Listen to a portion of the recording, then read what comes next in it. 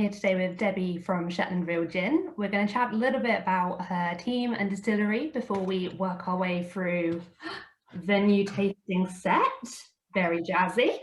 But before we get to the fun bit, Debbie, do you want to talk a little bit about yourself and tell us about your team?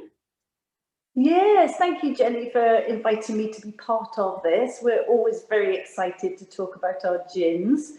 I'm Debbie Strang. I'm one of the co-founders of Shetland Distillery Company. It's a company made up of two married couples, and I usually say still married. And it's myself and Stuart from the other couple that work full-time in the business. We'd already had businesses in Shetland, and we were looking at the redevelopment of a site. And actually, there was just a massive building on the site because it was an old RAF Saxa Board, in fact. And the supply squadron, so the supplies depot that was there for everything that was needed at the Air Force Base, is a massive building on the edge of the road. And whilst we were doing the redevelopment of the site, looking at having self-catering units and a hostel and a restaurant, we kept thinking that would be fantastic for a distillery. As you might think, it was one of those things, and we kept thinking about it, and then we thought, you know, we've got the experience of doing business in Shetland, we've got the most unique selling point of the most northerly distillery in the UK. No one's ever going to be any further north than us, so that's a real sort of plus. And we've got a building. We just don't know how to actually make gin. We didn't have the background in distilling or in the drinks industry, other than drinking it and partaking like most people. So we went and found Stuart Nickerson and his wife Wilma, and Stuart is a distiller of some sort of international sort of standing. He's one of those people who's worked in distilling for probably more than 40 years now. He's made whiskey and gin for lots of different distilleries, but never for himself. So we sort of got together and talked through what we really wanted to do. And actually the long-term aspiration is to create Shetland's first single malt. But of course, as many of the listeners will probably know, making gin is an awful lot simpler than making whiskey, much quicker to market. So we were just sat around the kitchen table, and Stuart just went, well, should we just do a gin first? Let's prove the concept. Let's work out all those extra challenges that we've got with our location. Let's make a gin first. And I'm like, that's fantastic, Stuart, because I'm a much better gin drinker than I am whiskey. So this for me was just like a dream. And Stuart had made gin before, so he had a basic recipe, and we'll come on to the different gins and the inspiration behind them. So that was nearly 6 years ago. Coming up to the end of October, we'll have been in full-time production for just 6 years. So quite new still in company terms, but actually probably in craft gin terms, one of the older ones, to be honest, because there are so many more coming on stream all the time. So that's how we began, and we trained 2 local guys for the distillery team, because the location is one of those places, you know, island life, you either really love it and take to it, or it's maybe not quite for you. It just is a stunning place to live. But we thought we can train a couple of folk, bring a new skill set to the island as well. So that's what we did. So there's 2 in the distillery in normal times, shall we say, and then we're still a small team. Myself and Stuart's wife Wilma actually works in developing the new recipes. We have bookkeeper and sort of logistics manager and sort of designer, graphic designer, photographer. So a really small team, like most craft distilleries. But from small beginnings, despite this year sort of being extra challenging, exporting already, or have been for several years now, to Germany, Belgium, Canada, the States, Japan, all sorts, all over the world. So that's how we came about. Great, and it's incredible to hear you've got such a wide reach as well, considering, like you said, you're based on a small island that's quite remote. Yes, yeah, the island of Unst in Shetland is the most northerly inhabited island, and it's a population of around about 600 people, that's all. So in a way, you know, creating a new sort of business and employing 2 full-timers, you know, was something a bit different for them too. And it's fantastic, actually. So we're the first and still only distillery in Shetland. We're really fortunate, touch wood, because so many more gins are setting up that nobody else has done it in Shetland. That either says, you know, people don't think it'll work, we're completely mad, or, you know, maybe the brand is sort of so strong and that that's the way it's going to be. And we've had a fantastic response from the Shetland folk, who have really embraced what we're doing. They're really proud because we produce really good quality gins, and they know it's now going around the world. And it's all about being associated and trying to draw people to Shetland. And if they can't come and visit us, because you really have to want to come and visit us, we can bring them to Shetland through our gins, and we can tell the story of Shetland. And you'll have picked up by now that I'm not from Shetland, because if you've watched the Shetland drama, you might have picked it up with Jimmy Perez. The story is written by Anne Cleves. It's on iPlayer, or it's on different, you really should, because it captures Shetland as it is. You'll have picked up the accent. They have got a fantastic local dialect too.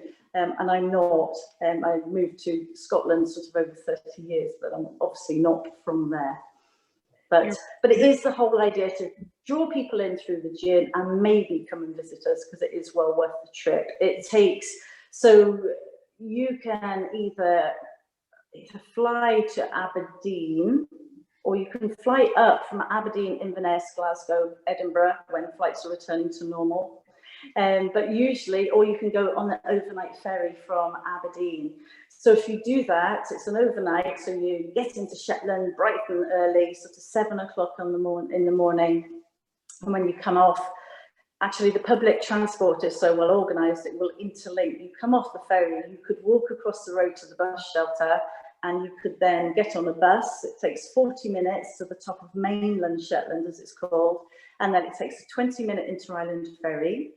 It then takes another 40 minutes drive. It takes another 5-minute inter-island ferry, and then it's about another 20 minutes, and you finally made it. And so it's part of the adventure of getting to us. And it's one special trip. It's a really special trip.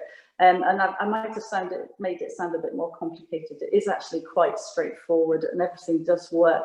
So everything that we need to make our gin with, other than the local botanicals, has to come in on that route. It has to come in on an overnight ferry, 2 inter-island ferries. So it's quite some journey, although you would be amazed if you came to Shetland, because the road systems and what have you are superb. So yeah, that's how far. So everything comes all the way up to the most northerly, closer to Norway than mainland Scotland.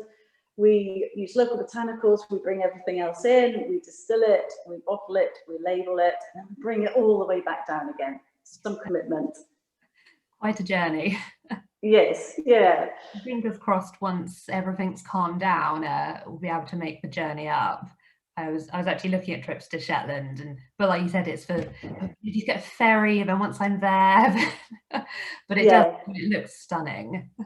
It is absolutely beautiful. It is, and I think it's the aspects of it. It's like the light just does something to you in the summertime. You know, it just doesn't go dark because we're at 60 degrees north. We are so far north, and it just is. It's just got a freshness, a wildness, and yet you've got the Shetland folk are so welcoming and so friendly and so interested. You know, the fact that you've come to visit their islands. It's got unbelievable sort of scenery and orcas and seals and otters. It's got archaeology, geology. It's got castles. It's got an absolute bit of everything, and it's actually really quite modern. I suppose if you've not visited the Scottish Islands, you maybe think, you know, are they quite with it? Do they have electricity? You know, those sorts of things. But Shetland's really quite modern because it's had, you know, a lot of the oil industry. So it's actually quite sophisticated, and the Shetland folk are really sort of forward thinking and modern and very innovative, because of course on islands, if something goes wrong, generally it's better if you can fix it yourself. So, and that's sort of the whole in our branding and our brand development work, we were trying to bring in all together this deep-rooted specialness of the islands, coupled with people who really embrace their traditions and their culture, with the Shetland knitting and Fair Isle and all that. But yeah, right through to companies like we've got in Anne's Pure Energy that has cars running on hydrogen, and was one of the first companies to do that. So it's a real mismatch of what you might expect, and so worth coming to visit. Well, it's definitely on the list. Once we're out of lockdown, everywhere is on the list. Yes, of course. This house. I know. So you mentioned that you pick some of your botanicals locally. How many are you able to gather on the island? So we're really honest about this, because so many of the gins that are created, it is about giving it that local provenance, and it is really important that it has something. But it is quite difficult where we are, just because the growing season is shorter. We don't have the warmth, but actually there's some really, again, forward-thinking people, very able people, and they can more or less grow most things in polytunnels if they don't catch the wind and blow off to Norway.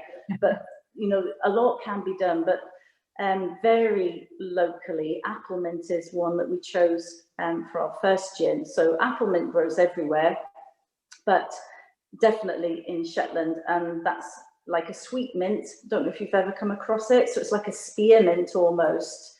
Actually, I have a little sprig here for later, cut from my garden. That is really impressive, Jenny.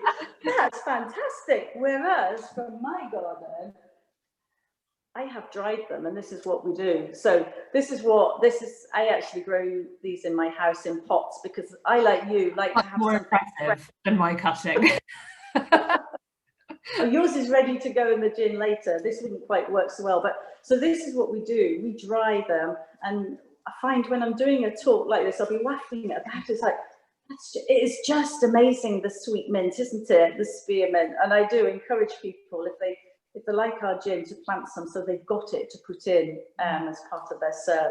So yeah, so apple mint worked really well, and that suggestion came from a lady in Unst who we just sat down and said, please tell us what we could possibly put in our gin. And because she ran a market garden at the time, she had lots of ideas, but this one, and I suppose because it's a nice sounding botanical as well, because there's some strange things that can go into gins. So apple mint, and what it does, it makes it taste really fresh and clean. Doesn't make it taste minty, just gives it a really fresh, clean taste. So that was the first one. And then with our second, again, it was really important with the first gins that came out, thinking really locally. And so the other more obvious, in a way, was, what's available all year round, and that's seaweed, because we are surrounded. I know we're all surrounded by water, but I suppose the image of the most northerly and wild, and the sea is even stronger. So we went out, and actually the two guys at the distillery were trained by the University of the Highlands and Islands to identify bladderwrack seaweed. That's the one that works. Not so nice sounding name, really, but bladderwrack seaweed, that's the one, and that gives a real depth of flavour to the gin that we put that into. That is really popular. It just does something to it, maybe slight savouriness almost. So that's great, and the guys have been trained to harvest it sustainably, so they don't go back to the same place. They're really careful when they do harvest it, and they simply just almost fill a carrier bag full in the sort of summer's evening. They take it back, they dry it, they wash off the salt, and then they dry it again, and that's it. And we don't actually need a lot. If anyone's ever been to a craft distillery and see how you make it with the botanicals, it's like kilos of juniper go into the still. Kilos. It's like bucket loads of juniper, probably bucket loads of coriander, and then the other botanicals, really quite small amounts. And that's it. With the seaweed, it's like grams of seaweed, and yet you almost have to see it that small amount can have such an impact on the balance and the flavours that then come through. So that one, that's really attracted attention, and that's the one that goes off to Japan, of course, because of their love of seaweed, and that's really something quite special. So we did. I mentioned Anne Cleves from the Shetland Drama. She asked us to do a limited edition because she was writing her final book, and so it was called Wildfire. We wanted to create a gin that when you tasted it, it then built with the heat. So slightly spicy, but a warmth really comes through. And again, we went back to our great friend Sarah and went, so is there anything that you could grow, or if it isn't already growing, what would work? And she went, sorrel. I do grow sorrel, spicy salad leaves. And that's what goes into that. So the main spiciness isn't probably what's grown locally, but we have brought in something where we can. And if we're looking to develop, say, a particular citrusy gin, which we might do, or somebody's asked us to focus on a botanical, or we want to bring out something that we can't source locally, then what we do is choose another aspect of Shetland to focus on. So the third gin that we will come to is our citrus one, and obviously oranges and lemons really don't grow in Shetland, but so we've called it simmer gin, because in summer, the summer light, when it never goes dark, it's called the simmer dim, and so we call our gin the simmer gin, because we like our play on words as well. So we're telling people about this amazing light where it just doesn't go dark, and you have to have, blackout blinds and curtains to try and get some sleep. And it's like 10 o'clock in the evening, and it's like 3 o'clock in the afternoon. So you go for a bike ride at 10 o'clock in the evening, you come back and it's still not dark, and your body clock starts going completely to pot. So we do that, or we created a gin with pink grapefruit for the Craft Gin Club a couple of years ago. And we called that Filska. And Filska is a Shetland dialect name for fun-loving, flirty, high-spirited. So again, it's about, if we haven't got the local botanical, let's spread the word about what else makes Shetland so special. So we play around, but it's always good to include if you can. But if not, we've got another reason for doing what we're doing. Yeah, it's nice that it always ties back in somehow, and that's like a golden thread throughout the brand. Yeah. Great. So obviously you've got your 3 gins that are in our pack, which I'll show again because I'm really in love with the packaging. It arrived, I was like, oh, that's nice. Not just a plain box. But you've also got some other limited edition gins, haven't you, outside of this range? I have, yes, yeah. So sometimes we get asked to create gins for people.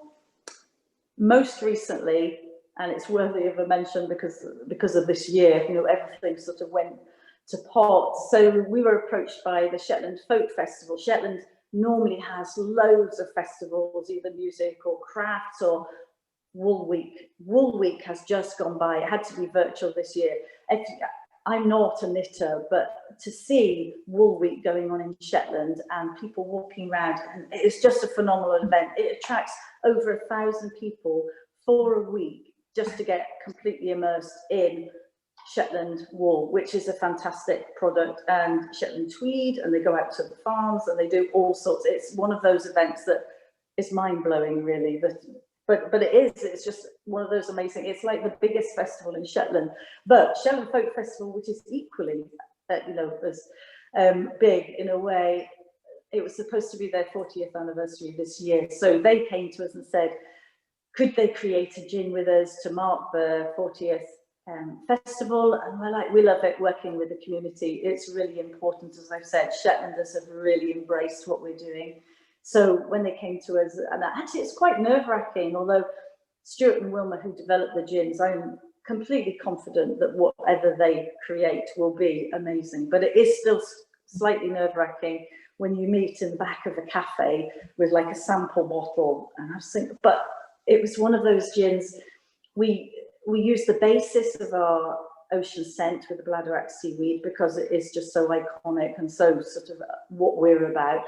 But we made that stronger, and then we put the gin into sherry casks.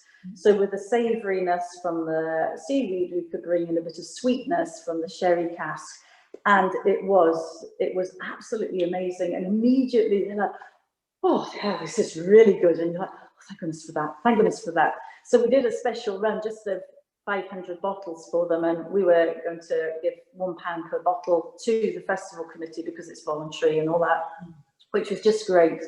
So of course we did it all ready to launch, and then lockdown happened, and we were like, what should we do with this gin? What should we? And so we spoke with the committee, and we launched it regardless. And all 500 bottles sold within about 3 weeks, actually, just because they have such a following as well. And I suppose they knew they were contributing it, but it was so popular that people were buying sort of extra bottles. And there's a lady, I think she'll probably be watching this at some point.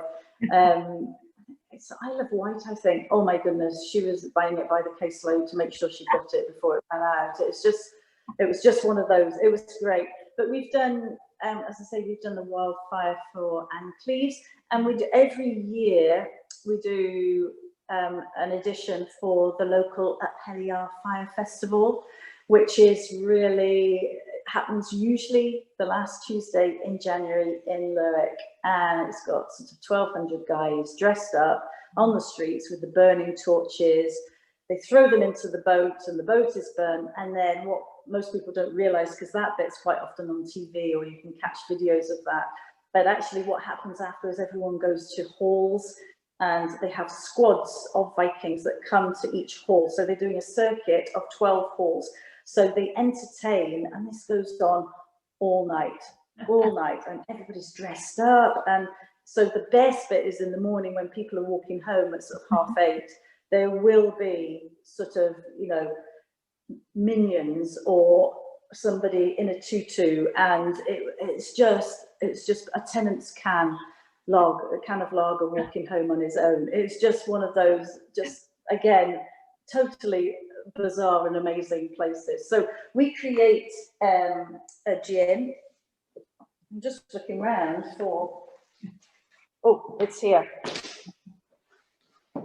So on the back of the Heliar, we put our Viking. This is our friendly Viking. So he's usually on the back of the bottle for the Heliar special editions. So, and we alter it each time. It's usually put into a cask, so we just play around, and that's how it came about. We were just saying, so in the early days, let's just put this in a cask and see what happens. That was with our first gin. And because it's the end of January, and it's usually driving rain, freezing cold, and gale force winds, usually, especially at 60 degrees north, let's make it Navy strength, and let's make it 57%. So the guys have got it, and the first ones that we did were in this size bottle, the little 200s, which is the part of the tasting pack. And we made 700 bottles, and they all sold out. We didn't get any off island to sell. So from then, we've actually created bigger bottles because we learned. So that was a good learning experience. So we create that. We possibly, Heliar has been cancelled for 2021, just because it's not, the event is in January, but what happens is it's all about the community, and the guys get together on a weekly basis throughout the winter, because in Shetland, in complete contrast to the summer, it stays dark quite a lot of the day. So the whole idea is the community, and the guys are coming together, they're designing their uniform, they're making it, they're doing it, and it's that whole making it through the winter and then celebrating as you're coming out of it. So they've cancelled it because they can't have that community event each week, not necessarily just because hopefully by the end of January we'll be seeing ourselves come out of it. But yeah, we do different specials, and we do some sort of short runs from time to time. So yes, we're open to working with different groups, different community groups. Great. Well, I think we've chatted about gin quite a lot, and we should probably start drinking it, because yes, it might not be 60 degrees north where I am, but it's definitely starting to get a bit darker, so it's definitely gin o'clock. Right, great. So we'll end our chat here, and in the next video we'll be cracking open our tasting packs. See you soon.